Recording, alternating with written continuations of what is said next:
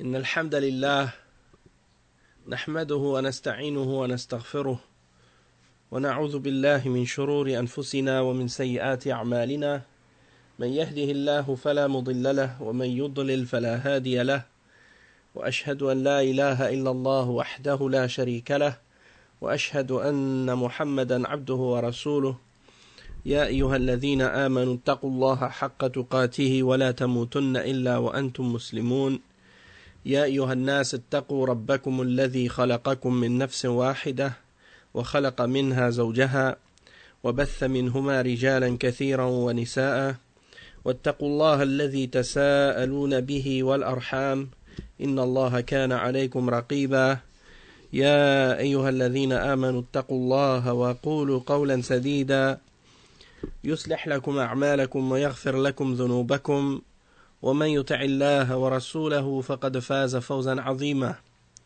أما بعد إن خير الكلام كلام الله وخير الهدي هدي محمد صلى الله عليه وسلم وإن شر الأمور محدثاتها وكل محدثة بدعة وكل بدعة ضلالة وكل ضلالة في النار أما بعد.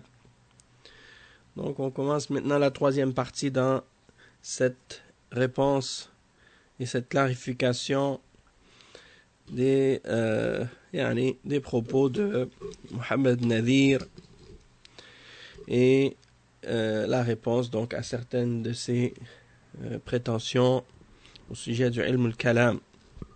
Donc lorsqu'on s'est arrêté hier, on expliquait la réalité de ilm al-kalam et les raisons pour lesquelles les salafs ont mis en garde contre ilm al-kalam.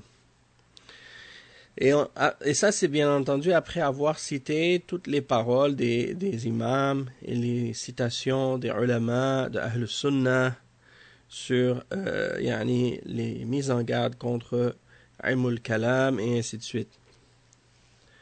Mais on voit que malgré ces mises en garde, on dirait que les gens de kalam, malgré tout, ont continué à utiliser ilm al-kalam et à essayer de faire croire que finalement, qu'est-ce que eux ils font, ça s'applique pas à ce qui est blâmable de ce qu'on appelle ilm al-kalam.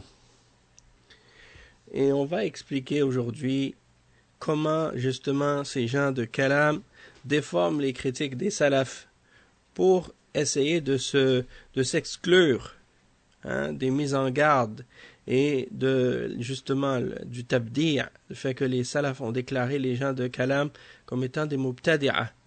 Donc comment ils essaient ou comment ils procèdent pour essayer de justement s'exclure de ces mises en garde là et de ces avertissements et de ces de ce tabdi', du fait qu'ils sont des mubtadi'a, et pour essayer de prétendre que ça ne s'applique pas à eux.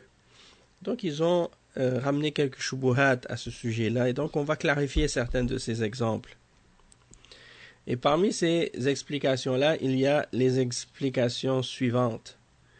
Donc ils disent qu'il n'y a pas eu d'interdiction explicite de la part du prophète sallallahu alayhi wa sallam d'utiliser ilm al-kalam.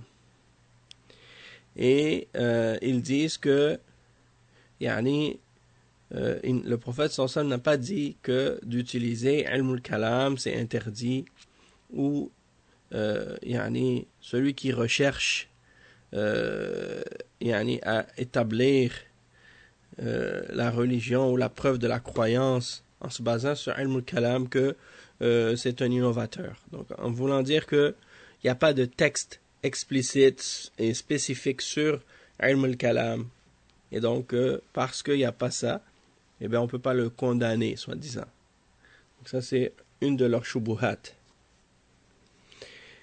Aussi, également, qu'est-ce qu'ils disent? C'est que le prophète, sallallahu alayhi wa sallam, ils disent qu'il n'ignore pas ilm al-kalam ou les termes qui sont employés par les gens de kalam, comme al-jism, le corps, al-arad, l'accident ou les accidents, ou bien al-haraka, le mouvement, ou bien al-sukun, l'immobilité, ou bien al-juz.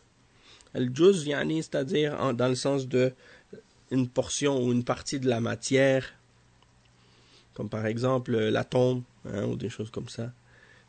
Ou bien at-turfa, le seau. Ou il y a d'autres termes comme les termes inventés par les gens de Kalam. Donc ils disent que le prophète sallallahu alayhi wa sallam ne connaissait pas le prophète sallallahu alayhi wa sallam connaissait ces termes-là, mais il n'a rien mentionné à leur sujet de manière spécifique.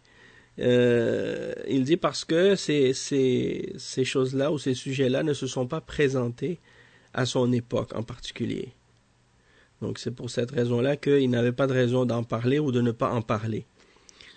Et l'argument derrière ça, c'est de dire que on peut donc pas, disons, interdire cette utilisation-là uniquement parce que le prophète sallallahu alayhi wa sallam ne l'a pas utilisé.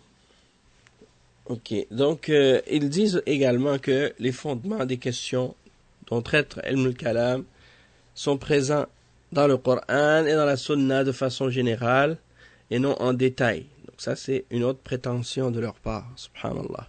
Et parmi les exemples qu'ils ramènent souvent et les exemples qu'ils citent souvent l'exemple de Ibrahim alayhi salam, le verset 77 et 78.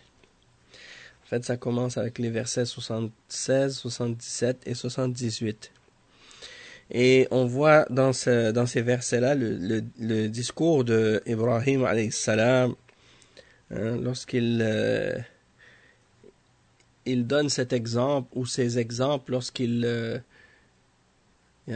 c'est comme s'il montre il fait un genre de monologue dans lequel il réfute indirectement il réfute indirectement les mouchriquines qui adorent autre que Allah Azza wa Jal et qui prennent des intermédiaires entre eux et Allah, parce que le peuple d'Ibrahim alayhi salam étaient des idolâtres, des mouchriquines, prennent des associés avec Allah Azza wa Jal dans leur adoration.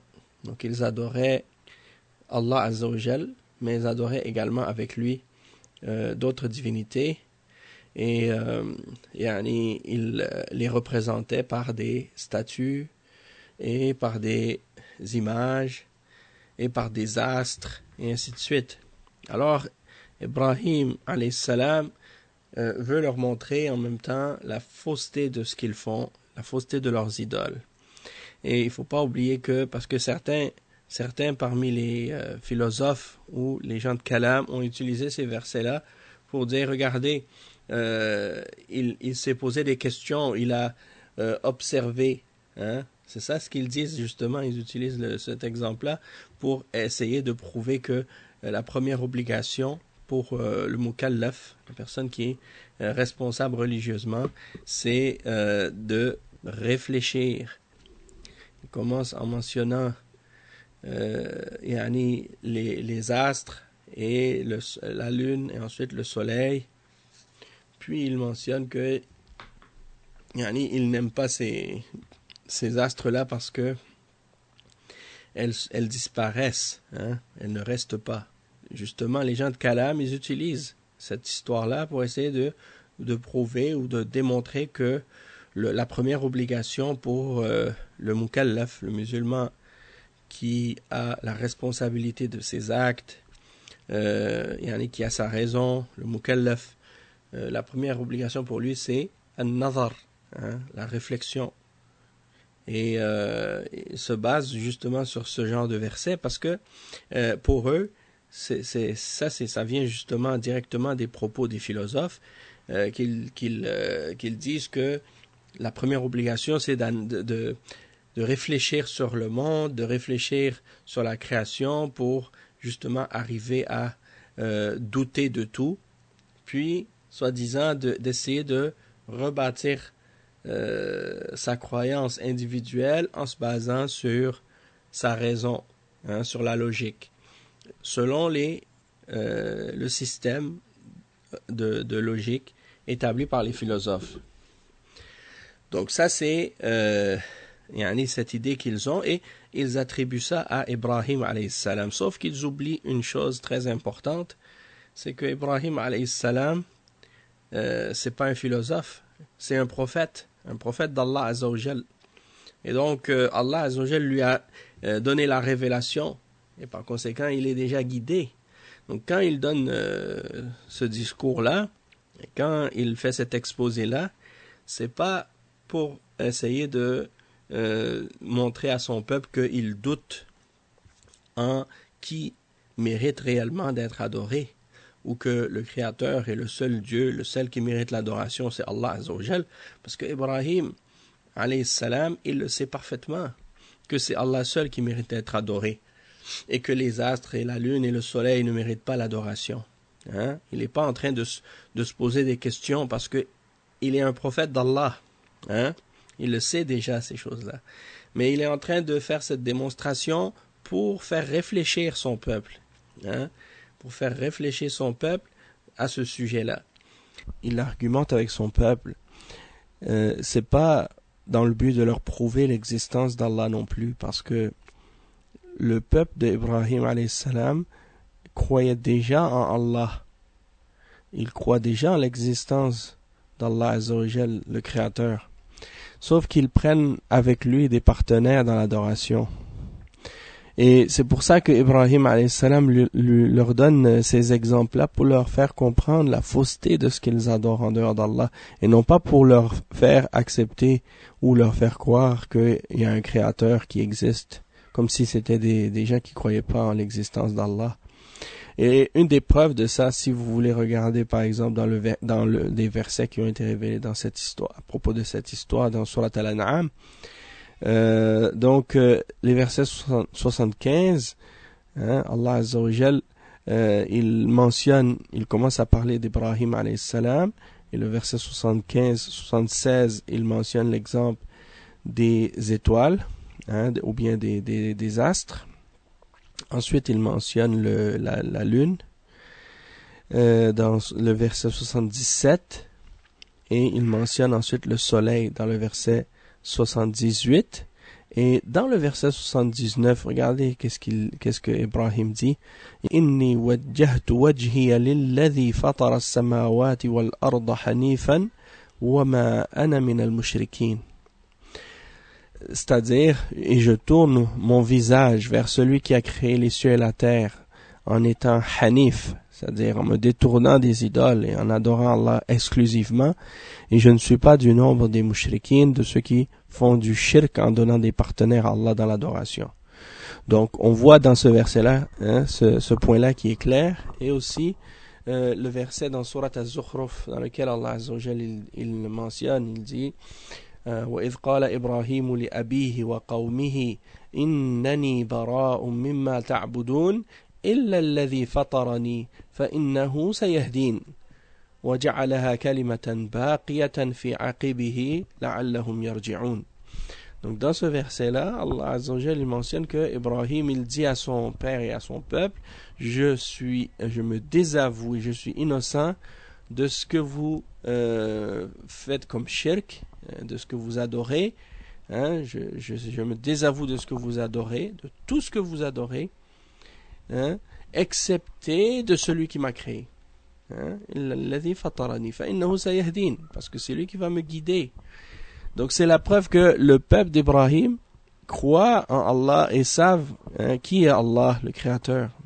Mais ils donnent à Allah des partenaires dans l'adoration. Et également dans d'autres versets dans le Coran, comme dans Surat Al-Mumtahana, lorsque Allah Azza wa Jal il dit لقد كان لكم أسوة حسنة في إبراهيم والذين معه إذ قالوا لقومهم إنا براء منكم ومما تعبدون من دون الله كفرنا بكم وبدا بيننا وبينكم العداوة والبغضاء أبدا حتى تؤمنوا بالله وحده.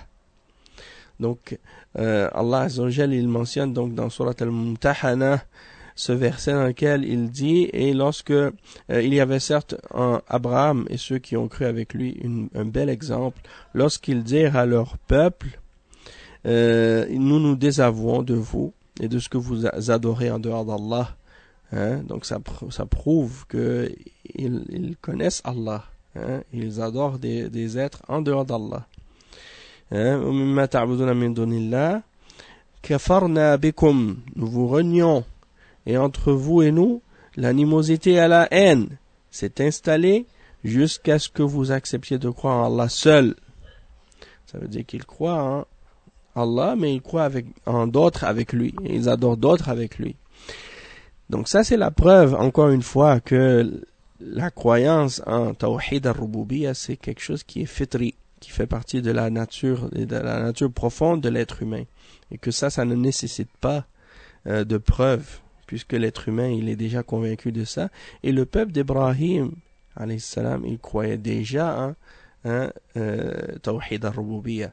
Donc Ibrahim, alayhi salam, il n'a pas donné cet exemple-là pour leur donner la preuve de l'existence d'Allah, mais uniquement pour leur montrer la fausseté du shirk qu'ils faisaient. Donc, eux, les gens de Kalam, ils ont tiré de cette histoire que la première obligation, c'est la réflexion. Donc, c'est comme s'ils ont mis de côté l'exemple de tous les messagers, de tous les prophètes qui ont été envoyés avant et après Ibrahim, alayhi salam, et ils se basent uniquement sur cette histoire. Et en plus, ils tirent de cette histoire des conclusions qui sont erronées en même temps, puisque dans le discours de Ibrahim alayhi salam, on voit que il dit, lorsque il voit un astre, la nuit vient, il voit un astre, et il dit, ceci est mon Seigneur. Puis, lorsque l'astre disparaît, afala, eh bien, lui, il dit, qala la uhibbul afilin. La uhibbul afilin. Je n'aime pas ce qui disparaît. Donc, eux, ils se basent là-dessus pour dire, ça c'est la preuve que ils rejettent cette divinité-là parce que elle a un mouvement, elle a l'attribut du mouvement. Et tout ce qui a du mouvement ou tout ce qui bouge, eh bien c'est muhdath, c'est créé. Et par conséquent, ça peut pas être Allah. D'accord? Donc ils pensent que l'argument de Ibrahim alayhi salam pour rejeter la divinité de ces astres, c'est le mouvement, parce qu'il dit al-afilin. Mais al-afilin, ça veut pas dire je n'aime pas ce qui bouge. Ça veut dire je n'aime pas ce qui disparaît ici. Et donc, Ibn Taymiyyah, il a réfuté cette utilisation des gens de Kalam de cette histoire dans Majmu' al-Fatawa, le volume 5. Et il explique que si l'argument qu'il y avait dans les paroles d'Ibrahim alayhi salam par rapport à cette shubha, pour dire que ceux qui ne méritent pas d'adorer, c'est ceux qui bougent, par exemple. Eh bien, si c'était le cas, eh bien, il aurait dit depuis le début, il aurait dit qu'il ne veut pas ou qu'il n'aime pas les astres à partir du début de la nuit, parce que les astres commencent à bouger à partir du début de la nuit. De même que la lune, la même chose quand elle se lève ou quand elle apparaît la nuit et quand elle bouge dans le ciel, on la voit bouger, de même que le soleil, eh bien c'est la même chose. Et si c'était le mouvement qui aurait fait que Ibrahim alayhi salam rejette l'adoration ou la divinité de ces astres, eh bien il l'aurait mentionné depuis le début, c'est-à-dire depuis le lever du jour, quand il a vu le soleil, et que le soleil monte dans le ciel jusqu'au zénith, et après quand il redescend. C'est pas juste quand il se couche qu'il aurait renié son adoration. Pourquoi il a attendu jusqu'à la fin du jour que le soleil disparaisse pour dire qu'il ne peut pas l'adorer. Il a dit falamma afalat, c'est-à-dire quand il est disparu. Donc c'est seulement quand il est disparu, alors que pendant toute la journée le soleil continue à bouger dans le ciel. Donc on voit ici que l'argument des gens de Kalam, il est totalement déplacé. Hein, et que l'argument d'Ibrahim alayhi salam, c'est pas le mouvement ou le fait que la lune bouge ou que le soleil bouge pour établir la fausseté de leur adoration. Sinon, ils n'auraient pas attendu leur disparition, puisque le soleil bouge depuis le début, hein, depuis son lever jusqu'au coucher. Et on voit que, par exemple, Allah Azza wa Jal, hein, il s'est élevé sur le trône, et ça c'est mentionné dans 7 versets dans le Coran. Ar-Rahmanu ala al-Arsh istawa. Et également, on voit que Allah Azza wa Jal, comme le prophète sallallahu alayhi wa sallam l'a mentionné, il descend au dernier tiers de la nuit, chaque nuit. Et il mentionne également dans le Coran que Allah Azza wa Jal, il va venir au jour de la résurrection pour juger la création. Hein? وَجَاءَ رَبُّكَ, hein? وَجَاءَ رَبُّكَ, et ton Seigneur vient. Hein? Et il dit يَوْمَ يَأْتِي, hein? يَوْمَ يَأْتِي, c'est-à-dire le jour que Allah viendra. Donc ça veut dire que Allah Azza wa Jal, il a ces attributs-là. Al-Ityan, Al-Nuzul, Al-Istiwa. Donc eux, les gens de Kalam, ils renient ces attributs-là. Pourquoi? Parce que selon eux, ce sont des mouvements, et donc tout ce qui bouge, et tout ce qui a un mouvement, selon eux, est muhdath, et donc par conséquent ne peut pas être le créateur, ne peut pas être Allah. Donc, vous voyez le danger de Ilm al-Kalam, et le danger de ce genre de raisonnement, de ce genre de système de logique qu'ils utilisent pour rejeter même les attributs d'Allah Azza wa Jal.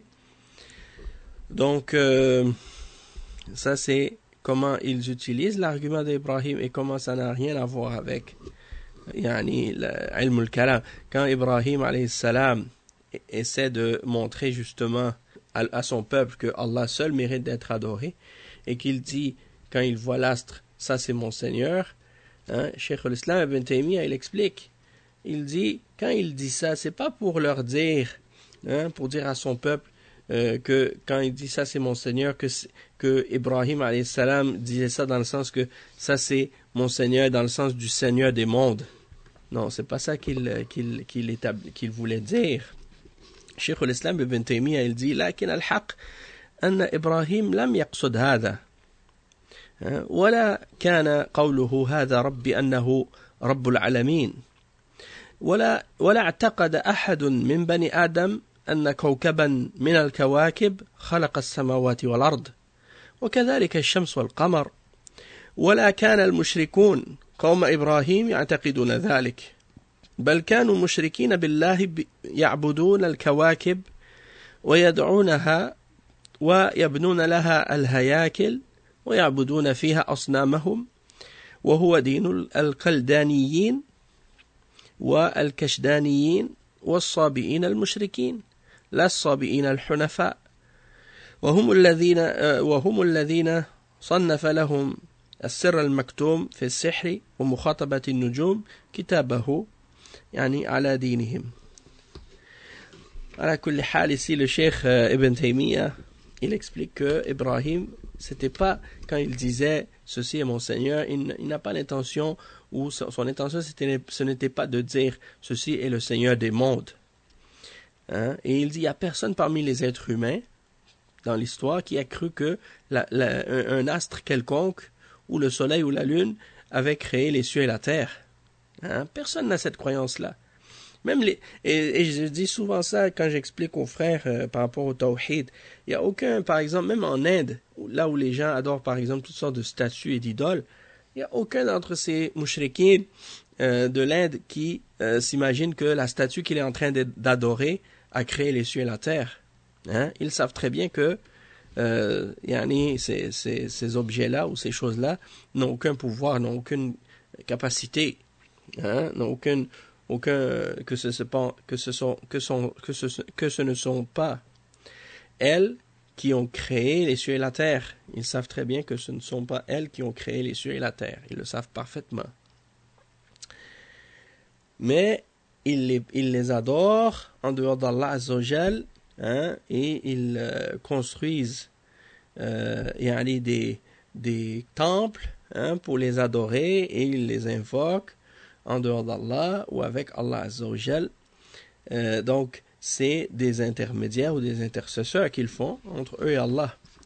Tout ça pour dire, et parfois aussi, c'est des représentations qu'ils font de ces idoles-là. Donc, tout ça pour dire que c'était une démonstration de la part d'Ibrahim alayhi salam pour réfuter ces mouchriquines et leur montrer la fausseté de ce qu'ils adorent en dehors d'Allah et qu'ils ne méritent pas d'être adorés, mais le fait que ces astres ont un mouvement ou aient un mouvement, eh bien c'est pas ça l'argument d'Ibrahim alayhi salam. Ensuite, parmi les façons dont les gens de Kalam essaient de détourner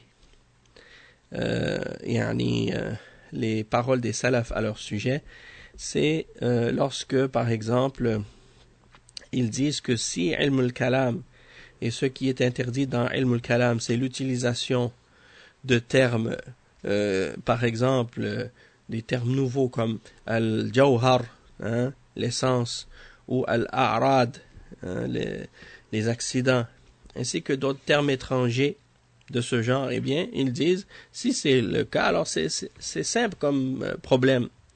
Parce qu'il y a plusieurs sciences qui ont été inventées, disons qu'on a inventé ou qu'on a ramené, et qui utilisent des terminologies qui n'existaient pas auparavant, pour faciliter la compréhension. Donc, si c'était le problème uniquement d'utiliser des terminologies nouvelles et des termes nouveaux, et que c'est ça qui fait que c'était interdit d'utiliser ilm kalam, alors ils disent qu'on veut uniquement utiliser, en utilisant ces termes-là, on veut uniquement établir l'unicité d'Allah Azza wa Jal, ainsi que ses attributs, comme cela est mentionné dans la Révélation. Donc ça c'est un de leurs points qu'ils mentionnent. Également, ils disent que Allah Azza wa Jal, dans le Coran, dans plusieurs versets, il ordonne de débattre ou d'argumenter avec les kuffars et les juifs et les chrétiens et les non-croyants, d'argumenter avec eux. Il y a plusieurs versets dans ce sens. Yani ud'u ila sabili rabbika bil hikmati wal maw'izati al hasana wajadilhum billati hiya ahsan. C'est-à-dire argumente avec eux, débat avec eux de la meilleure façon. Donc ça, c'est parmi leurs arguments. Et ils disent également que les prophètes et les messagers ont argumenté avec les négateurs, de même que les sahaba ont argumenté aussi avec ceux qui ne croyaient pas. Donc en voulant dire que c'est pas interdit de discuter ou de débattre, de façon absolue. Également, parmi les arguments qu'ils ramènent, ils disent que les sahaba ils disent que les sahaba n'ont pas prouvé les fondements de la religion en se basant sur la logique, ou n'ont pas fait de recherche dans ilm al-kalam, parce que ils étaient occupés par l'adoration et par la science et par le djihad, et donc d'un certain point de vue, à cause de ça, ils ne pouvaient pas. Et aussi de notre point de vue, ils disent que ils n'en avaient pas besoin, à cause de la proximité de l'époque du prophète sallallahu alayhi wa sallam, et qu'il y avait que peu d'opposants qui avaient ce genre de problème ou ce genre de questions. Également, ils ramènent comme argument le fait que le manhaj des gens de Kalam, ils disent que c'est en accord avec la religion, puisque la religion interdit le taqlid, le fait de suivre aveuglément quelqu'un dans la croyance, et que la religion incite donc plutôt à la réflexion et la déduction, plutôt que de juste accepter aveuglément ou de croire aveuglément. Et ils disent donc que si on réfléchit sur le Coran, eh bien on va trouver ce genre de signification-là évident. Et certains des gens de Bid'a ont même tenté de rediriger les critiques des salafs pour ilm al-kalam et de les retourner vers des choses extérieures, en disant que ce qui a été rapporté de la part des salafs comme critique et interdiction de ilm al-kalam concernait uniquement soit des gens qui étaient fanatiques dans la religion, ou qui est limité à des quêtes de conviction, ou bien qui est limité à des gens qui ont comme objectif de corrompre la croyance des musulmans. Donc si les gens qui utilisent al-kalam ont pour objectif de corrompre la religion, et de supporter le fanatisme, et bien à ce moment-là, ça c'est quelque chose de blâmable.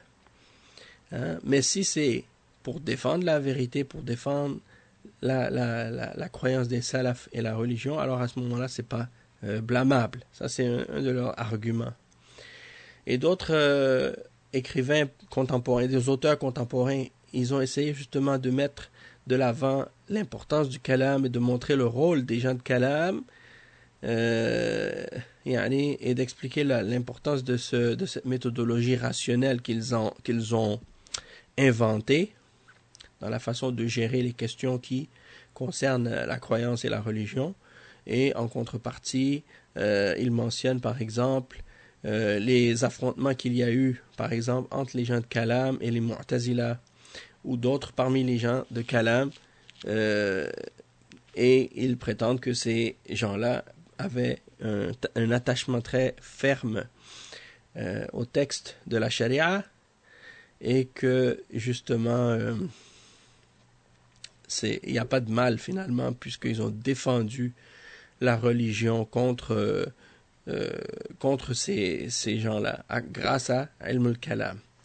Et ils disent que finalement les Mu'tazila n'ont pas été un si grand mal que ça, puisqu'ils ont poussé les musulmans justement à disons faire l'effort de chercher à établir la vérité par ces moyens-là, et ça a été un bien à la fin. Mais bien entendu, les ulama ont réfuté ces arguments-là. Certains ont blâmé, certains ont également détourné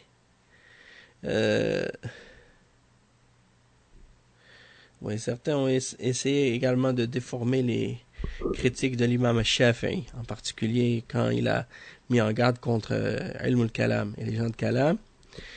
Et ils disent que le blâme des salafs au sujet du Kalam était spécifiquement contre les Mu'tazila et les Rafida, les Qadariya et les Khawarij, mais que ça n'inclut pas le Kalam d'autres que ces groupes. C'était juste ceux-là qui étaient blâmables. Tandis que les Ash'ara et ceux qui se disent être sur la Sunna, eh bien eux, ils sont pas touchés par ce blâme-là ou par cette critique. Donc je sais pas sur quoi ils se basent pour faire cette distinction-là, puisque la bid'a c'est une bid'a, peu importe. Et certains ils disent aussi que le blâme est pour celui qui a pris le kalam comme moyen pour se rapprocher des dirigeants. Ils disent si c'est pour se rapprocher des dirigeants et pour essayer d'avoir un poste important, donc ça veut dire que la personne qui l'étudie ou qui l'apprend, il l'apprend pas pour Allah. Alors à ce moment-là c'est blâmable, mais à cause de cette raison-là. D'autres également ont dit que les imams ont eu peur qu'on attribue à leurs élèves la réputation d'apprendre le kalam, et c'est ce qui les a poussés à condamner Ilm al-Kalam, parce qu'ils ne voulaient pas être éprouvés par les dirigeants qui ont été gagnés à ces idées-là, parmi les gens de passion et les gens de bid'a. Ça, c'est certains de leurs égarements. D'autres ont dit aussi que si on se limite à Ilm al-Kalam, alors là c'est blâmable. Si on se limite à Ilm al-Kalam et qu'on apprend seulement Ilm al-Kalam mais qu'on n'étudie pas le fiqh et les autres sciences de l'islam et le halal et le haram, alors à ce moment-là ça c'est blâmable. Mais si on étudie les autres sciences de l'islam avec Ilm al-Kalam, alors à ce moment-là c'est pas blâmable. D'autres ont dit également que le blâme c'était en particulier à propos de celui qui essaie de rentrer dans des choses trop complexes que la raison n'a pas la capacité de comprendre, que à ce moment-là ça c'est blâmable. Mais si c'est pas le cas, alors c'est pas la même chose. Ala kulli hal, toutes ces interprétations là sont des tentatives de la part des gens de Kalam pour essayer de justifier la bid'a qu'ils font. hein, et pour essayer de s'exclure de la condamnation des salafs à leur sujet. En particulier, ceux qui se prétendent être sur le madhab de l'imam al-Shafi'i ou bien des autres imams aussi, parce que la plupart de ces gens-là, aujourd'hui, qui se disent appartenir au madhab, eh bien, malheureusement, ils ont emprunté cette méthodologie de kalam, d'accord? Que ce soit les Hanafi ou les Maliki ou les Shafi'i, et même les Hanbali, hein, dans certains d'entre eux. Donc, ils essaient de se détourner, de s'exclure des condamnations des salafs à ce sujet-là. Et il n'est pas étonnant en même temps que ces gens-là cherchent à déformer la parole des imams pour essayer de s'exclure, hein, pour essayer de s'exclure des critiques et des attaques et des condamnations des salafs à leur encontre, hein, et pour essayer de faire en sorte que ce qu'ils font soit, disons, déclaré comme étant quelque chose de valide ou d'acceptable. Hein.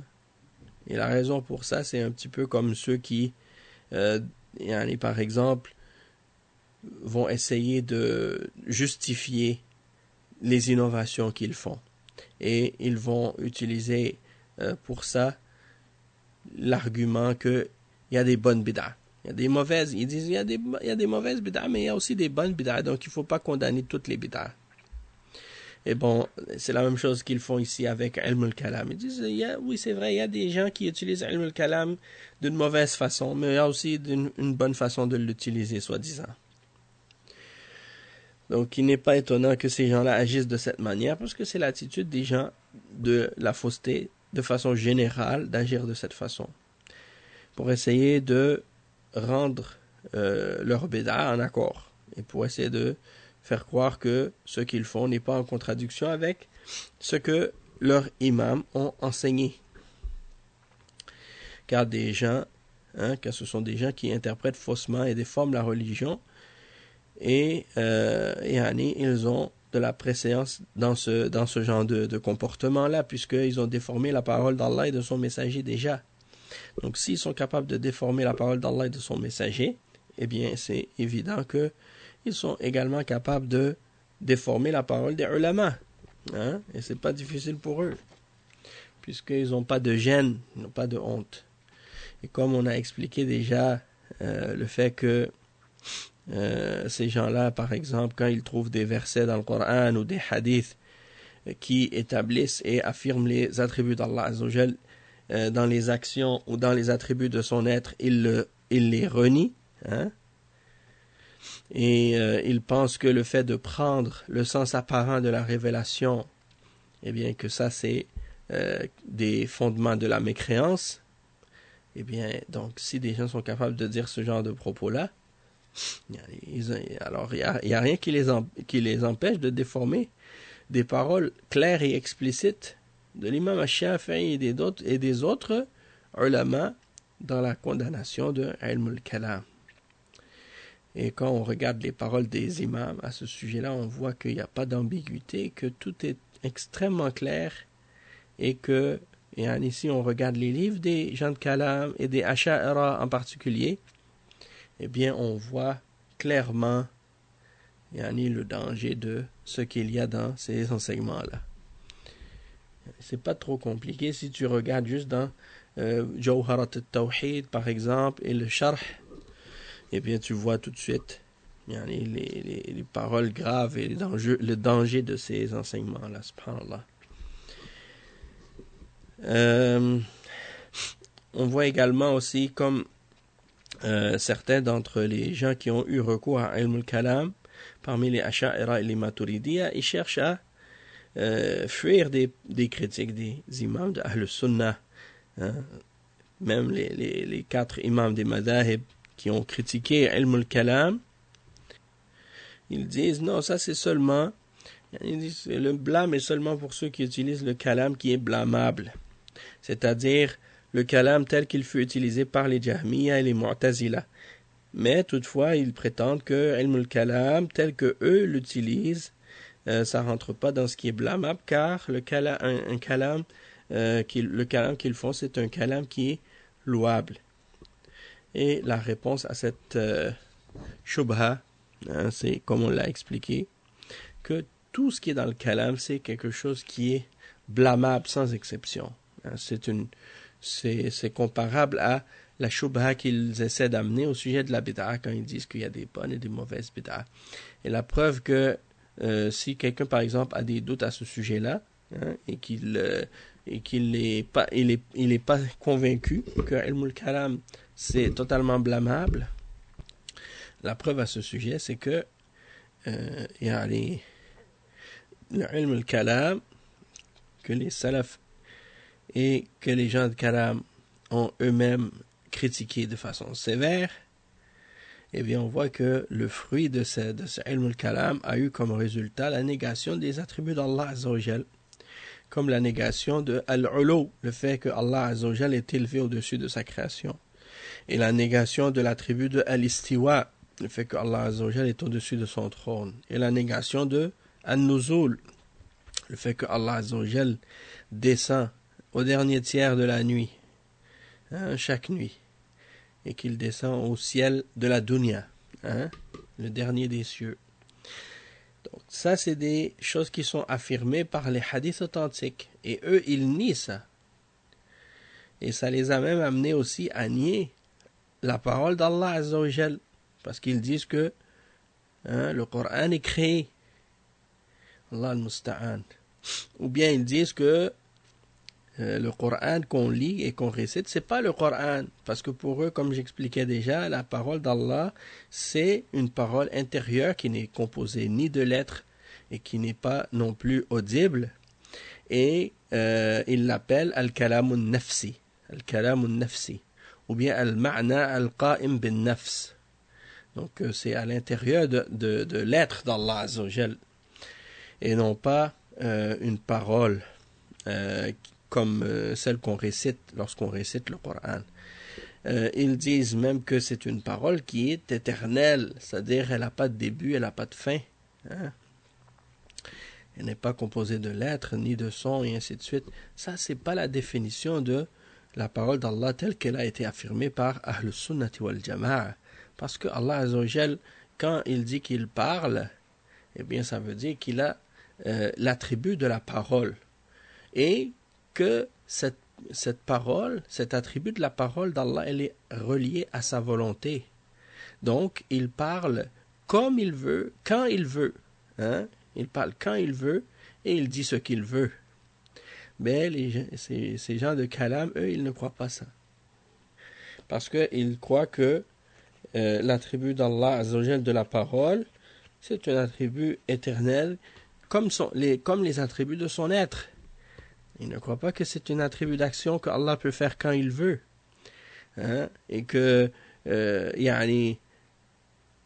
par exemple, quand il mentionne qu'il va s'adresser à la création au jour de la résurrection, ou quand il a parlé à Moussa, alayhi salam, eh bien, il a parlé à Moussa à ce moment-là, et il lui a dit les paroles qu'il a dites. De même que lorsqu'il s'est adressé également au prophète Mohammed sallallahu alayhi wa sallam, lorsque le prophète sallallahu alayhi wa sallam s'est élevé dans les cieux dans la nuit de l'ascension. Donc, ça c'est des significations qui sont claires dans le Coran, dans la Sunna. On dit que, également, comme c'est mentionné dans la Sunna authentique, que Allah Azza wa Jal, au jour de la résurrection, va s'adresser à la création avec une voix, et que tout le monde va l'entendre, tout le monde va l'entendre, et que personne n'aura besoin de traducteur. Donc ça c'est des paroles claires du prophète sallallahu alayhi wa sallam à ce sujet-là. Mais ces gens-là, ils déforment la réalité de la religion. Donc ces conclusions-là, les gens de Kalam, ils sont parvenus ils sont arrivés à ces conclusions erronées-là parce qu'ils ont utilisé ilmul kalam, la philosophie, et les règles rationnelles établies par les kuffars et les gens de bid'ah. L'imam Ibn al-Qayyim, il explique également dans son livre As-Sawaq al-Mursala, il dit notre cheikh Ibn Taymiyyah a dit le kalam le kalam qui est visé par le blâme et l'interdiction de la part de la majorité, de l'unanimité plutôt des salafs et des salafs de la Ummah et des imams de la Ummah sont les fausses voies sur lesquelles les gens du kalam ont basé leur négation des attributs d'Allah, la négation de l'élévation de al-ulu, le fait que Allah est au-dessus de sa création, et la négation du fait que Allah est au-dessus de son trône, al-istiwa, et l'idée que le Coran est créé, la négation du fait que les croyants vont voir Allah Azza wa Jal au jour de la résurrection, et la négation que le Coran fasse partie de la parole d'Allah. Donc les gens, même les Asha'ira, ils ne croient pas que le Coran qu'on récite, c'est la parole d'Allah. Ils ne croient pas en ça. Ils disent que ce qu'on récite comme parole dans le mushaf, ils disent que ça c'est muhdath. Ils disent que c'est créé. Ils ne croient pas que c'est la parole d'Allah. Et ça, ils le disent même dans leurs livres. Subhanallah. Allah musta'an. Comme par exemple dans leurs livres de Aqidah comme Jawharat al-Tawhid et d'autres également. Par exemple, al-Barahin, le Sharh de Ad-Dasuqi, de al-Barahin, de As-Sanusiya. Donc, dans ces livres-là, ils mentionnent ça dans leurs écrits. Et justement, ici, j'ai une copie de Tuhfatul Murid, qui est le Sharh de Jawharat al-Tawhid de Al-Bayjuri. Et dedans, justement, il y a les propos à ce sujet-là. Donc, Al-Bayjuri, il dit وَالْحَاصِلْ أَنَّ كُلَّ ظَاهِرٍ مِنَ الْكِتَابِ وَالسُّنَّةِ دل على حدوث القرآن فهو محمول على اللفظ المقروء لا على الكلام النفسي لكن يمتنع أن يقال القرآن مخلوق إلا في مقام التعليم كما سبق. Donc il dit que pour eux la parole d'Allah qui est sa parole réelle, c'est la parole à l'intérieur de lui-même. Mais ils disent que le Coran qu'on récite, ça c'est créé, mais on ne doit pas dire que c'est créé, sauf dans le contexte de l'enseignement. Donc si on est en train d'enseigner, on dit aux gens que ça c'est makhlouq, mais si c'est pas le cas, alors on dit pas que c'est makhlouq. Et je suis tombé sur une vidéo de Mohamed Saïd Ramadan al-Bouti, dans lequel il expliquait justement le conflit qu'il y a eu au sujet du Coran avec les Mu'tazila, et pourquoi c'est quoi la divergence qu'ils ont avec les Mu'tazila par rapport à ça. Et tu vois que finalement à la fin ils n'ont pas vraiment un conflit ou une si grande différence avec les Mu'tazila, puisque eux aussi ils disent que le Coran est créé. La différence entre les Mu'tazila et les Asha'ira, c'est que les Mu'tazila, ils disent que la parole d'Allah Azza wa Jal, c'est pas son attribut, c'est Allah qui l'a créé, et que c'est pas son attribut réellement. Tandis que les Asha'ira, eux, ils disent oui, c'est son attribut, mais c'est pas le Coran qu'on récite maintenant, c'est une parole qui est éternelle, qui est en lui-même. C'est de la philosophie tout ça, qu'Allah nous en préserve. Ok, la négation du fait que Allah descend au dernier des cieux durant la nuit, durant le dernier tiers de chaque nuit. La venue d'Allah Azza wa Jal au jour de la résurrection pour établir le jugement entre ses serviteurs. Ils ont donc suivi des voies qui ne sont pas droites, et ils ont utilisé comme preuve des questions qui impliquent le mensonge, Ils ont donc, à cause de cela, contredit les textes clairs et explicites du Coran et de la Sunna, ainsi que la logique pure. Et c'est pourquoi les salafs, ainsi que les imams de la religion, ont à l'unanimité blâmé les gens de Kalam et qu'ils l'ont interdit et qu'ils ont déclaré ses représentants d'ignorants, de Mubtadi'a, gens de Bid'a et d'égarés. Il n'y a donc aucun doute que ce que suivent les Maturidiyya et les Asha'ara entrent dans Ilm al-Kalam, qui est blâmable et que les salafs ont blâmé sans aucun doute. Et également, on peut continuer et clarifier qu'il n'y a aucune preuve dans ce que les gens de Kalam ont mentionné comme Shubha pour essayer de justifier leur méthodologie. Et voici quelques clarifications justement sur ces points-là qu'ils ont ramenés. C'est que premièrement, en ce qui concerne leur argument que le prophète sallallahu alayhi wa sallam n'a pas interdit le kalam et qu'il n'a pas déclaré celui qui l'utilise comme étant innovateur de façon spécifique, eh bien on peut répondre à cela que le prophète sallallahu alayhi wa sallam a interdit toute chose inventée dans la religion. Toute chose nouvelle et inventée dans la religion est une bid'a. Et le prophète sallallahu alayhi wa sallam, il dit dans le hadith kullu bid'atin dalala, toute bid'a est égarement. Il dit aussi que celui qui invente quelque chose dans notre religion, cette chose ne sera pas acceptée, elle sera rejetée. Fahuwa rad. Donc on sait très bien que les questions de kalam sont des choses inventées dans la religion. Elles sont donc rejetées. Elles sont donc rejetées sur celui qui les a inventées. Et il n'est donc pas du tout nécessaire pour l'interdire que quelque chose soit mentionné dans le Coran, dans la Sunna, de façon textuelle et de façon spécifique au sujet de Ilm al-Kalam, puisque la Sharia vient avec des règles générales en ce qui concerne l'obligation ou l'interdiction de certaines choses. Par conséquent, tout ce qui rentre dans la description des choses prend le même verdict, même si c'est pas spécifié, même si c'est pas une chose qui est mentionnée spécifiquement. Si ça rentre dans les règles et dans les définitions de ce qui est interdit dans la charia, eh bien ça prend le même verdict et par conséquent la bid'a est interdite en islam et donc ça fait partie des innovations interdites également.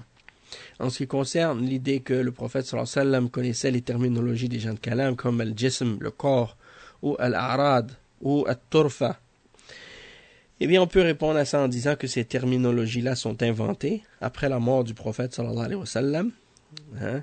Et donc, ce sont des mots innovés. Et si on suppose qu'il les connaissait, il en est resté silencieux, il n'en a pas parlé. Alors, on peut, comme lui, il s'est tu sur ce sujet-là, eh bien on doit se taire nous aussi. Si le kalam faisait partie de ce que les musulmans ont besoin dans leur religion, même après un certain temps, eh bien le prophète sallallahu alayhi wa sallam l'aurait clarifié comme il nous a clarifié sur beaucoup d'autres sujets. Et il n'aurait pas été permis pour nous de ne pas en parler. Et c'est lui qui a dit, je vous ai laissé sur une clarté dont la nuit est aussi claire que le jour et personne ne s'en écarte ou dévie de cela après moi, sauf celui qui va à sa perte. Donc la chose est claire. D'accord? Et en même temps aussi, il y a une chose qui est importante également à mentionner par rapport à ça, c'est que ici, les salafs, si cette chose de Ilm al-Kalam aurait été vraiment bonne, eh bien les salafs auraient été les premiers à l'utiliser, puisque ils ont beaucoup plus d'intelligence et de compréhension que nous de la religion. En ce qui concerne le fait de dire que les bases des questions des gens de Kalam sont présentes dans le Coran et dans la Sunna, eh bien ça fait partie des déductions des gens de Kalam, et c'est dû au fait qu'ils suivent des paroles qui peuvent avoir parfois plusieurs significations et qu'ils argumentent en se servant des versets qui sont hors de leur contexte. Donc ils jouent avec les versets. Et donc celui qui observe et qui analyse les preuves du Coran et les arguments que eux ils amènent par rapport à ce qu'ils prétendent être ilm al-kalam, on voit que c'est des déformations en réalité des sens de ce qui est dans le Coran et dans la Sunna. Hein? En ce qui concerne ce qu'ils disent sur le fait que ce qui est interdit dans le kalam, c'est uniquement si c'était juste les terminologies, alors ce ne serait pas un problème. Parce que dans toutes les différentes sciences, il y a des nouvelles terminologies qui sont introduites. On peut répondre à ça en disant que les salafs n'ont pas interdit le kalam uniquement à cause des terminologies nouvelles. Hein?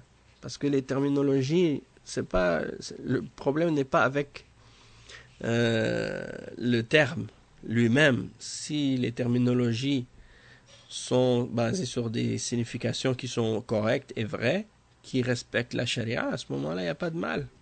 Comme les salafs et les ulama, ils disent souvent la mashahata fil istilah. Mais si les significations sont fausses et que les choses qui sont affirmées par ces significations et ces terminologies-là, c'est des choses fausses, alors à ce moment-là, on ne peut pas les accepter. Et c'est pourquoi les salafs ont dit qu'ils ont interdit ilm al-kalam à cause justement du fait que ça contient des mensonges et des prémices erronées, comme on l'a déjà expliqué. Et sur le fait que eux ils disent nous on utilise seulement ilm al-kalam pour prouver l'unicité d'Allah ainsi que ses attributs et pour essayer d'établir la foi, le qadar et des choses de ce genre. Eh bien, on a dans le Coran et dans la Sunna ce qui est suffisant à ce sujet-là. Donc on n'a pas besoin de ces méthodes longues et complexes pour venir affirmer quoi que ce soit à ce sujet. En ce qui concerne ce qu'ils disent sur le fait que Allah Azza wa Jal nous ordonne de discuter et d'argumenter avec les non-croyants, eh bien on peut dire à ce sujet que à la base il n'y a pas de mal de discuter avec les kuffars et des gens qui ont des shubuhat pour essayer de les ramener à la vérité. Et en fait, même que parfois ça peut même être obligatoire. Mais ce qui est interdit dans la méthodologie des gens de Kalam, c'est de débattre pour ce qui est faux et d'établir le faux et de chercher à remplir des pages et à perdre son temps avec ce qu'un tel a dit et un tel a dit, comme ils le font. Dans leurs livres, un tel a dit non, ça c'est vrai, mais l'autre a dit non, c'est pas vrai. Finalement, ils en sortent avec aucune preuve et aucune conclusion. Donc, si c'est juste débattre pour débattre, comme les philosophes, eh bien ça ne sert à rien. C'est pour ces raisons-là que on a interdit ilm al-kalam, et non pas parce que c'est pour argumenter ou débattre. En ce qui concerne le fait de dire que les sahaba ainsi que les premiers musulmans ont utilisé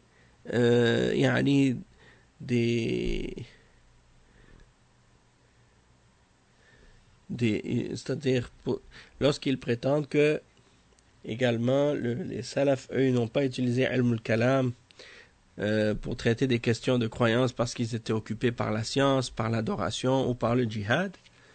Eh bien ça c'est totalement faux, car les sahaba sont les premiers musulmans de cette umma qui ont parlé de plusieurs questions dans la aqidah et dans d'autres sujets. Et ils ont même parlé de questions qui ne s'étaient même pas encore produites, et comme par exemple des questions d'héritage et d'autres questions sur différents sujets. Donc comment est-ce que quelqu'un pourrait dire que parce qu'ils ont fait le djihad, parce qu'ils adoraient Allah Azza wa Jal, qu'ils ont été distraits de ces questions-là. Donc en réalité, la preuve, c'est qu'ils se sont limités aux arguments et aux preuves du Coran et de la Sunna. Et s'ils ont parfois établi des choses en se basant sur la raison ou la logique, eh bien c'était pas ilm al-kalam, mais uniquement des arguments rationnels de la logique ordinaire, hein, et non pas de la philosophie et de qu'est-ce que les Grecs ont ramené. De même que le fait de dire qu'ils n'avaient pas besoin de cette science parce qu'ils n'avaient pas beaucoup affaire à des négateurs à leur époque, hein, eh bien, on peut répondre à ça en disant que ils débattaient avec des juifs, avec des chrétiens, avec des mouchriquines, et ils réfutaient également les gens de bid'a, hein? Et ils ont eu suffisamment de preuves pour le faire dans ce qui est dans le Coran et dans ce qui est dans la Sunna. Et c'était suffisant pour eux pour établir la vérité. De même que dans le Coran et dans la Sunna, il y a des preuves rationnelles. Hein? Il y a des preuves rationnelles. Et ce ne sont pas des preuves du kalam. Ce ne sont pas des choses basées sur les systèmes de logique grecque. Hein? C'est la raison, des preuves rationnelles de la raison, des choses faciles à comprendre et observables qui sont irréfutables. Il y en a beaucoup d'arguments comme ça dans le Coran et dans la Sunna. En ce qui concerne l'idée que le manhaj des gens de kalam est en accord avec le manhaj de l'islam, dans du fait qu'on condamne le taqlid, hein, et qu'on ne doit pas faire le taqlid dans la aqida, eh bien, à ce sujet-là, on peut dire que c'est vrai que le taqlid est condamnable, hein, et que, on ne doit pas suivre aveuglément ce que des gens prétendent dans la religion, sans que ce soit basé sur des preuves. Mais par contre, si on se base sur le Coran et sur la Sunna, eh bien, il n'y a pas de raison à ce moment-là d'appeler ça taqlid, hein, puisque suivre le Coran et la Sunna ne fait pas partie du taqlid. Hein? Donc, qui a dit que les preuves des gens de kalam sont rationnelles, formelles, et qu'elles mènent à la certitude, tandis que ce qui est dans le Coran et dans la Sunna n'amène pas à la certitude. Donc ça, c'est totalement faux. Hein? Et la vérité est que c'est plutôt les preuves de ces gens-là qui amènent à la confusion. La preuve de ces philosophes et de ces arguments de la logique de ces philosophes, c'est ça qui amène à de la confusion et de la division et de la divergence. Hein, et des doutes. Allah al-Musta'an. Et ça a été expliqué par de nombreux imams.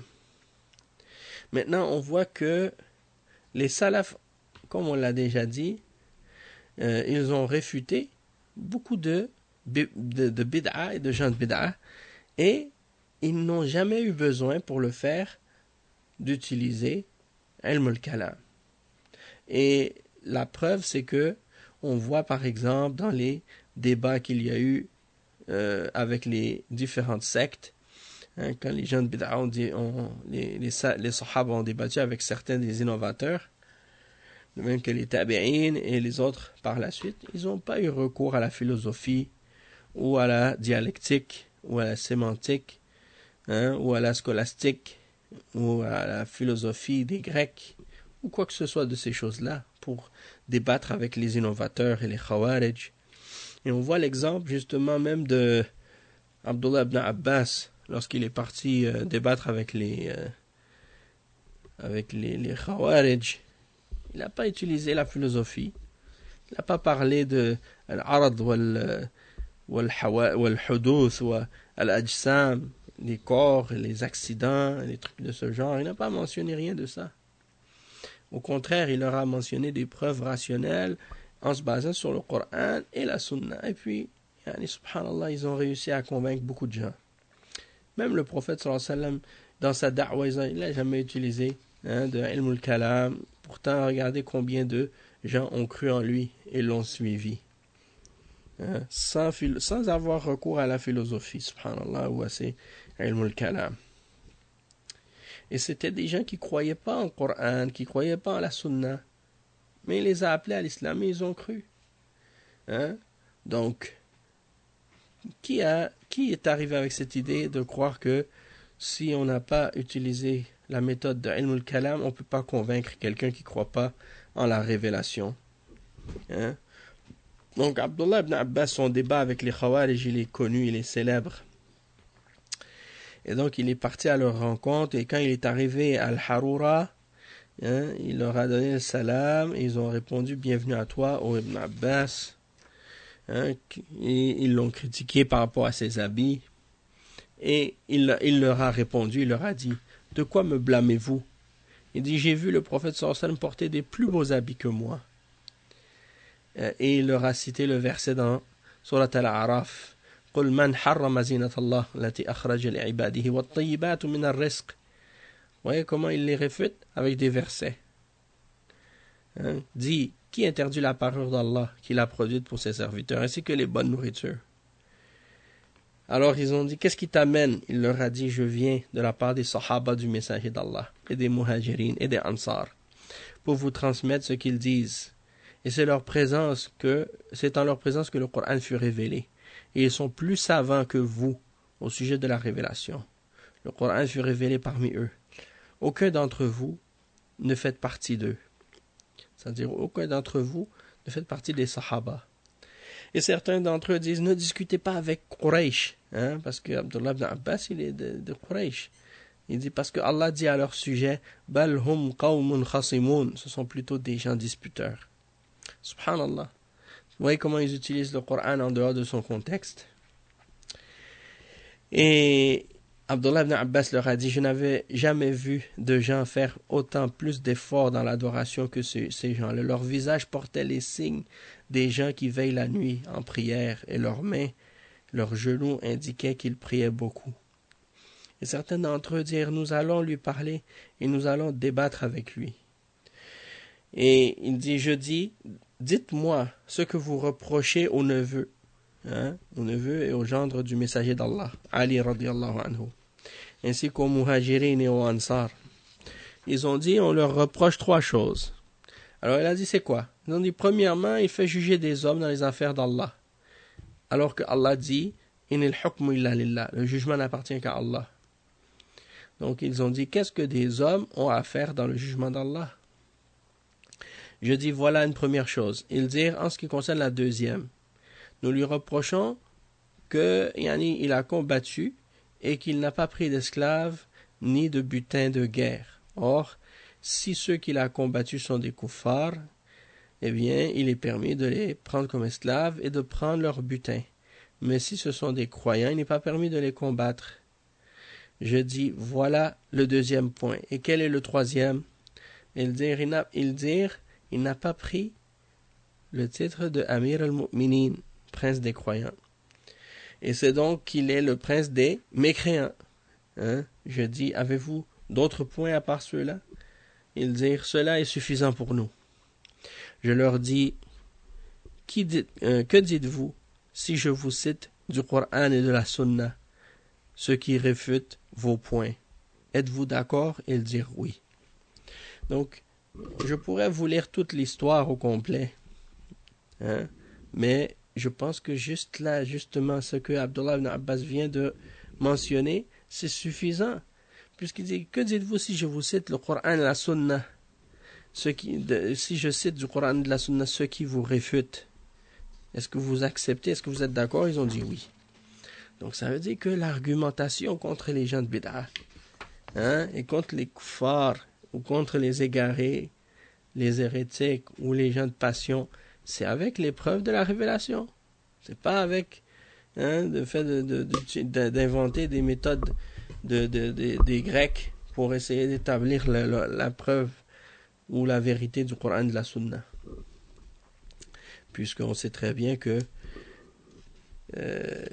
c'est pas comme ça qu'on amène les gens à croire en l'islam. Et même si tu essaies de leur prouver l'existence d'Allah par ces méthodes-là, ce sont des méthodes innovées. Ce sont des méthodes innovées, inventées par des êtres humains, dans lesquelles il y a beaucoup de failles. Et en même temps, même s'ils l'acceptent, ça ne fait pas d'eux des musulmans. Même s'ils acceptent l'existence d'Allah par cette méthode, ça ne fait pas d'eux des musulmans, parce que pour être musulman, c'est pas seulement suffisant de reconnaître l'existence d'Allah, comme on va l'expliquer. Il y a d'autres éléments aussi qui rentrent en ligne de compte pour être considéré comme étant un croyant. Donc il est bon de mettre l'attention sur un point. C'est que Abdullah ibn Abbas, donc à la fin de ce débat, Abdullah ibn Abbas, il est revenu avec 2000 d'entre les Khawarij. Subhanallah. Donc ça veut dire qu'il y en a un grand nombre d'entre eux qui l'ont suivi après avoir vu les arguments du Coran et de la Sunna. Et il serait bon également de faire de mentionner un point par rapport aux gens de Kalam de façon générale, et ceux qui sont venus plus tard en particulier, qui ont popularisé Ilm al-Kalam, et le terme de Ilm al-Kalam pour désigner Ilm al-Tawhid, la science du Tawhid. Parce que c'est comme ça qu'ils l'appellent. Même, par exemple, le livre qu'ils enseignent, Al-Azhar Jawharat al-Tawhid, c'est un livre de Kalam. Ils l'appellent Jawharat al-Tawhid, yani l'essence du Tawhid. Il n'y a pas de doute que cette appellation est fausse et qu'elle n'a aucune source dans le Coran ni dans la Sunna. Aucune trace. Aucune trace chez aucun des salafs de la Ummah. Donc, jamais les salafs ont utilisé justement même ce terme de Ilm al-Kalam pour désigner le Tawhid ou la Aqida. Donc ça, c'est plutôt une généralisation des gens de Bid'ah, parmi les gens de Kalam, pour désigner leur livre. Et quand on regarde les livres des gens de Kalam, comme les livres de Al-Amidi, ou comme par exemple Ghayatul Maram, ou Abkar al-Afkar de Al-Amidi, ou bien Nihayatul Iqdam de Al-Shahristani, ou bien Muhit al-Taklif de Al-Qadi Abdul Jabbar, ou bien Mata'il al-Aliya, Al-Matalib al-Aliya de Al-Razi et d'autres. Ça, c'est les livres de gens de Kalam. Mais quand on regarde les livres des salafs, comme par exemple As-Sunnah de l'imam Ahmad, As-Sunnah du fils de l'imam Ahmad, Sharh As-Sunnah de l'imam Al-Barbahari, Khalq Af'al al-Ibad de l'imam Al-Bukhari, Kitab al-Tawhid de l'imam Ibn Khuzayma, Kitab al-Sharia de l'imam Al-Ajurri, et ainsi de suite. Donc tous ces livres-là, on voit, ça c'est des livres qui ont été écrits pour réfuter les gens de Kalam justement, et réfuter les gens de Bid'ah, les sectes et les idéologies déviées. Et on voit clairement donc cette différence entre la voie des salafs et la voie des gens de Bid'ah.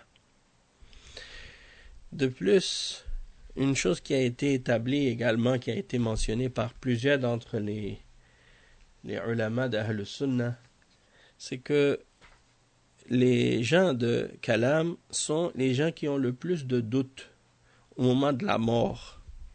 Et ça, c'est une des choses que les salafs ont expliqué, subhanallah. Et on voit ça comme un exemple récurrent.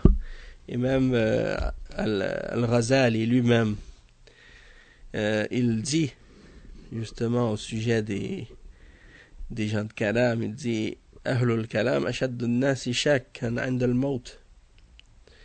Et on voit les propos qu'ils ont ramenés de la part de Al-Shahristani et Fakhruddin al-Razi et l'imam al-Haramain et Al-Juwayni et d'autres. Et parmi les exemples à ce sujet-là, premièrement, les paroles de Al-Karabisi. Et Ahmad ibn Sinan, il dit كان الوليد الكرابيسي خالي فلما حضرته الوفاة قال لبنيه تعلمون أحدا أعلم بالكلام مني قالوا لا فتتهموني قالوا لا قال فإني أوصيكم أتقبلون قالوا نعم قال عليكم بما عليه أصحاب الحديث فإني رأيت الحق معهم وقال أبو بكر ابن الأشعث كان أعرف الناس بالكلام بعد حفص الفرد الكرابيسي وكان حسين الكرابيسي منه تعلم الكلام. Donc ici c'est la parole de Al-Karabisi, Al-Walid Al-Karabisi, un des individus justement. Et quand il est mort, Ahmad ibn Sinan, il dit que Al-Karabisi c'était son oncle maternel. Et quand il est mort, ou quand il approchait la mort, il a dit à ses fils, est-ce que vous connaissez quelqu'un qui connaît mieux Ilm al-Kalam que moi? Ils ont dit non. Il dit, est-ce que vous allez douter en ma parole? Vous allez douter en moi si je vous dis quelque chose? Ils ont dit non. Alors il a dit, je vais vous donner un conseil, je vais vous enjoindre quelque chose. Est-ce que vous allez accepter de moi? Ils ont dit oui. Alors il leur a dit, alors moi je vous enjoins de rester accrochés sur ce que suivent les gens du hadith. Il dit parce que j'ai vu que la vérité est avec eux. Et Abu Bakr ibn al-Ash'ath, il dit que Al-Karabisi, il dit c'est lui-même qui connaissait plus Ilm al-Kalam après Hafs al-Fard. Et Hafs al-Fard, c'est celui que l'imam al-Shafi'i a réfuté. Et que Hussein al-Karabisi avait appris Ilm al-Kalam de lui. Donc Abu al-Ma'ali al-Juwayni, la même chose, il dit خليت أهل الإسلام علومهم وركبت البحر الخضم وغصت في الذي نهوا عنه والآن قد رجعت عن الكل إلى كلمة الحق عليكم بدين العجائز فإن لم يدركني الحق ببره فأموت على دين العجائز وإلا فالويل لابن الجويني وكان يقول يا أصحابنا لا تشتغلوا بالكلام فلو أني عرفت أن الكلام يبلغ بي إلى ما بلغ ما اشتغلت به. Donc ici il explique Abu al-Ma'ali al-Juwayni, un des gens de Kalam, il dit j'ai laissé les gens de l'islam et leurs sciences et j'ai monté la mer sur la mer et je suis monté sur la mer et je suis rentré dans ce qu'on m'avait interdit. Et me voilà qui revient maintenant je reviens maintenant de tout ça et j'accepte la parole de vérité. Il dit, revenez à la religion des vieux, des personnes âgées. Et il dit également al-Juwayni, oh mes compagnons, ne vous occupez pas du kalam. Il dit parce que si j'aurais su que le kalam allait m'amener là où il m'a amené, je ne m'aurais jamais préoccupé du kalam. Abu al-Wafa ibn Aqil, il a des paroles dans ce sens-là aussi. Al-Razi ibn al-Khatib, il dit dans un poème qu'il a écrit dans Aqsam al-Ladhat,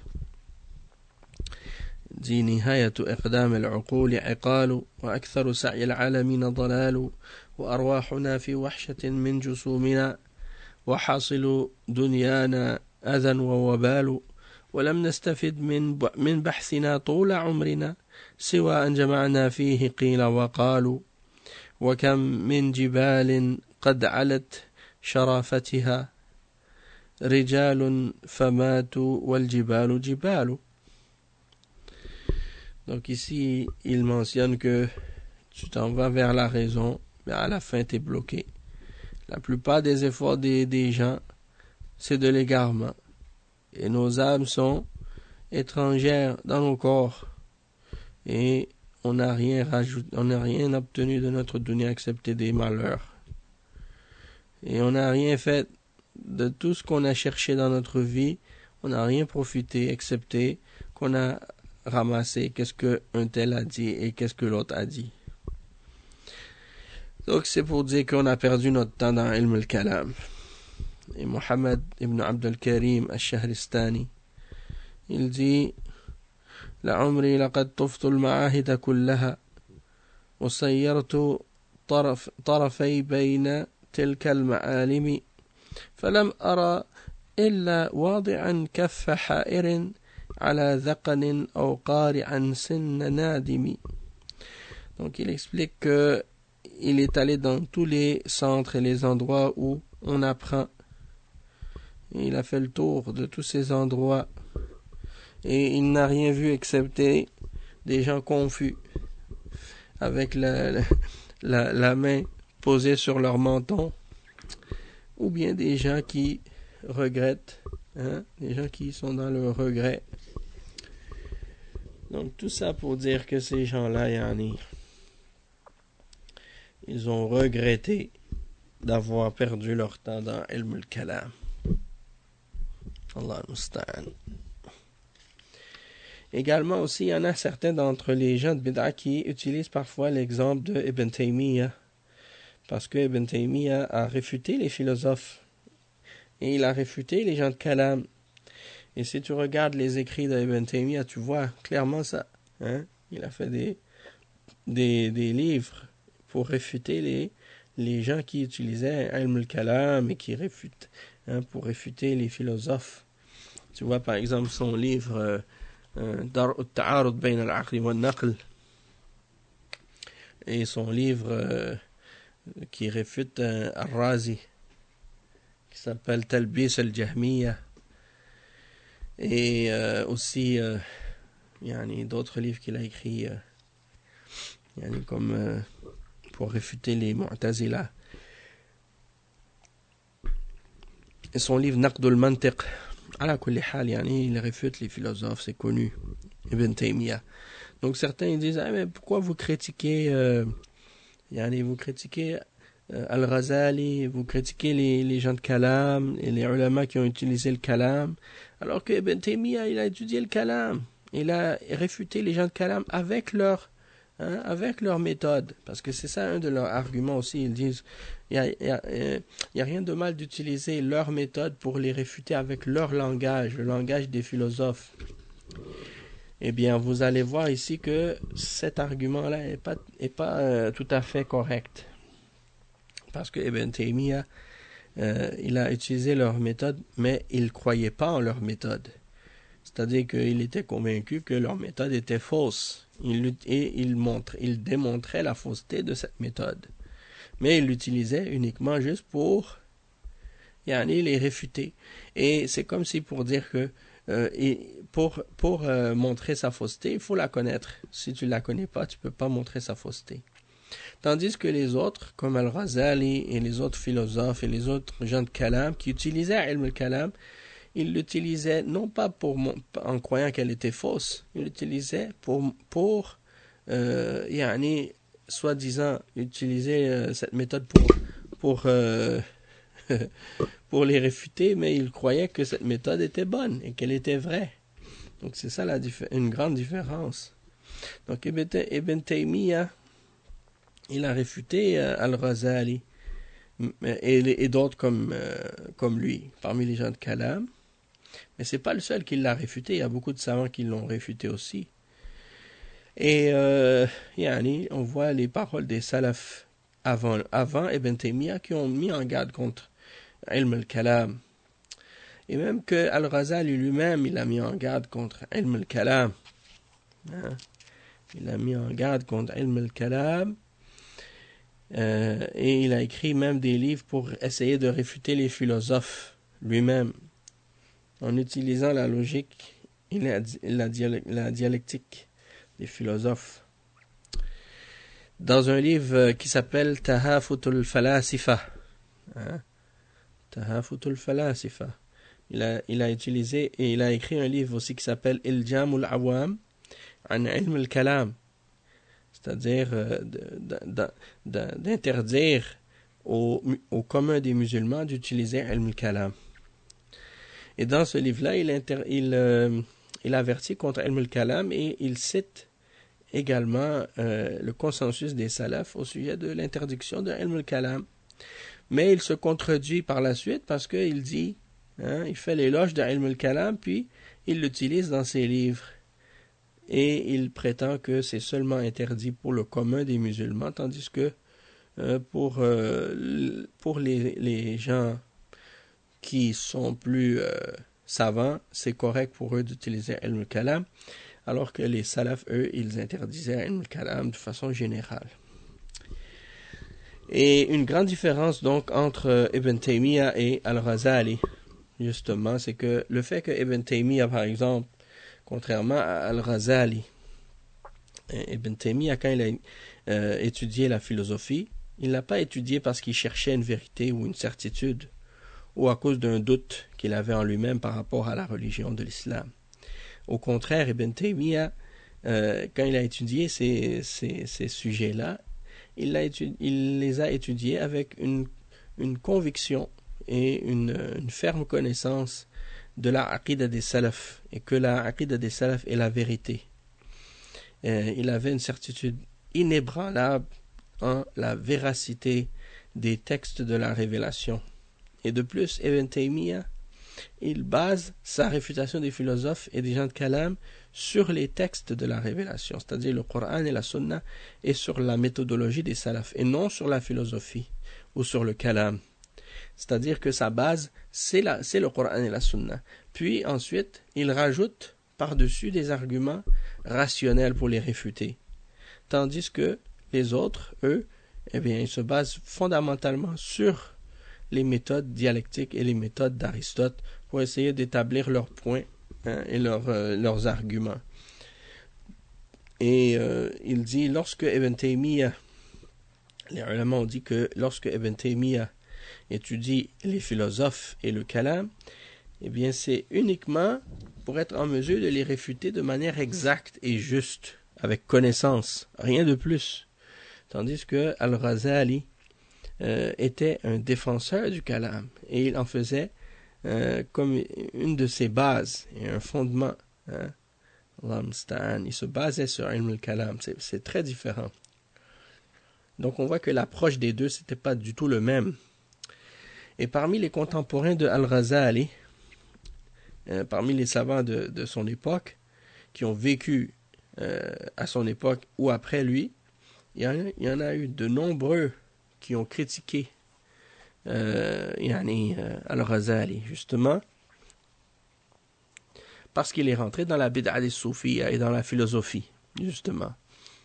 Et parmi les ulama, il y a Al-Qadi Iyad et l'imam Ibn al-Jawzi et aussi Al-Dhahabi, ainsi que l'imam Abu Bakr ibn al-Arabi, qui a été même un de ses élèves et qui l'a réfuté sur plusieurs points.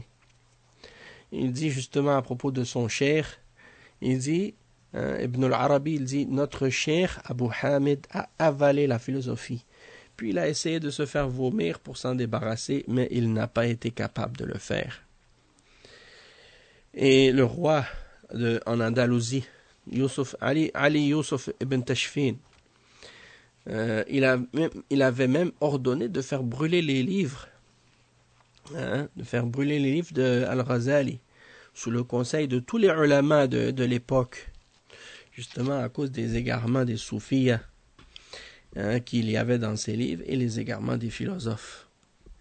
Et parmi ceux qui ont critiqué Al-Ghazali aussi, il y a l'imam Al-Maziri, l'imam Muhammad ibn Hamdin, et l'imam Ibn Kathir, et Abu al-Hassan ibn Sukra, et l'imam Abdullah ibn Musa al-Fishtali, et l'imam Abu Bakr Muhammad al-Turtushi,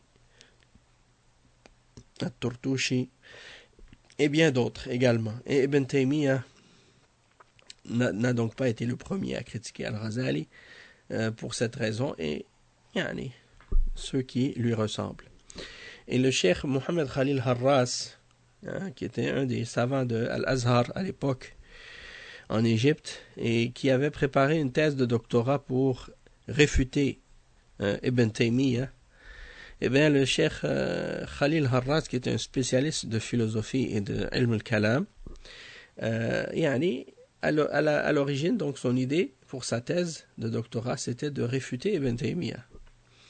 Mais après quelques mois de recherche et d'études des livres de Ibn Taymiyyah, eh bien, il a lu beaucoup des livres de Ibn Taymiyyah.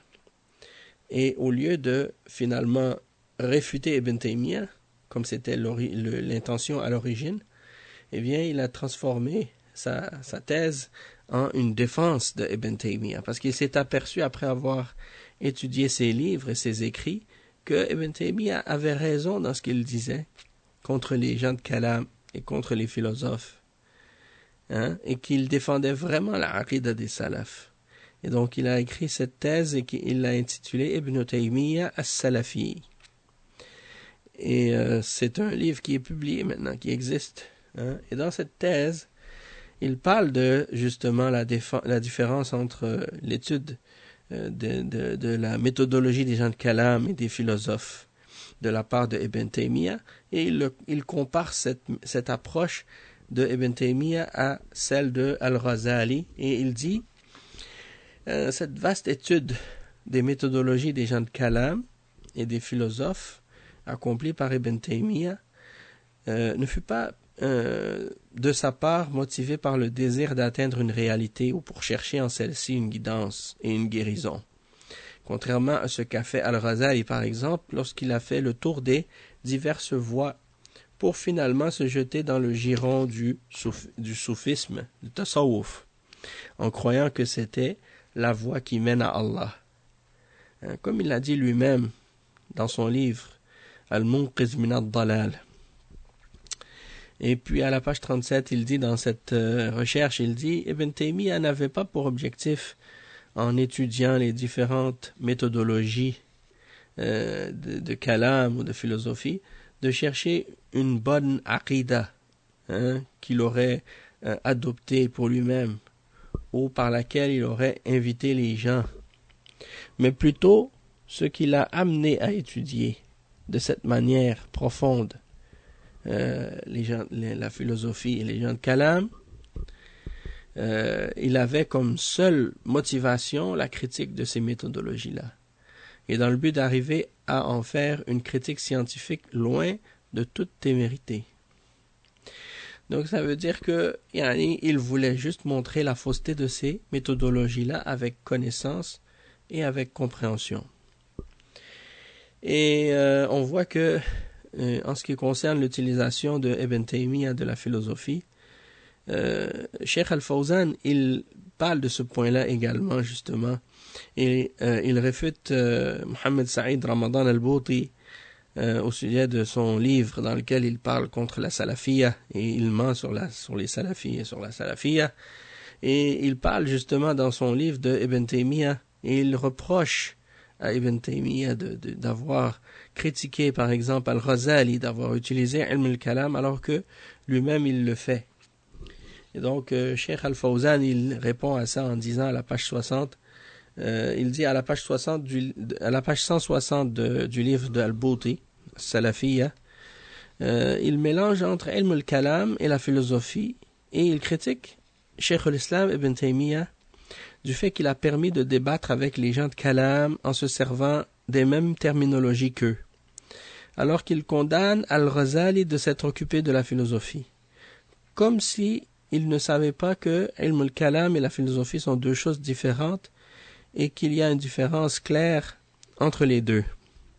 Il a également critiqué Cheikh al-Islam à la page 162 et 163 du point de vue qu'il met en garde contre le fait de se diriger vers Ilm al-Kalam et la logique d'Aristote, alors qu'il l'a lui-même maîtrisé à fond et qu'il l'a utilisé dans ses débats.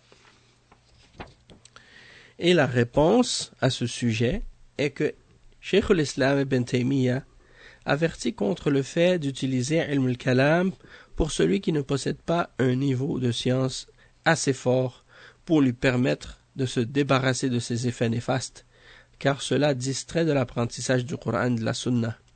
Donc toute critique adressée contre lui à ce sujet ne peut provenir que d'une personne qui suit sa passion et qui est pleine de rancune.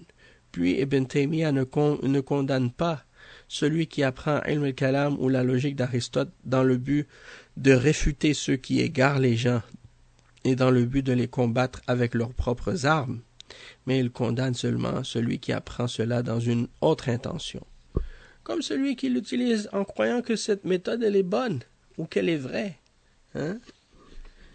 C'est ça qui est dangereux aussi.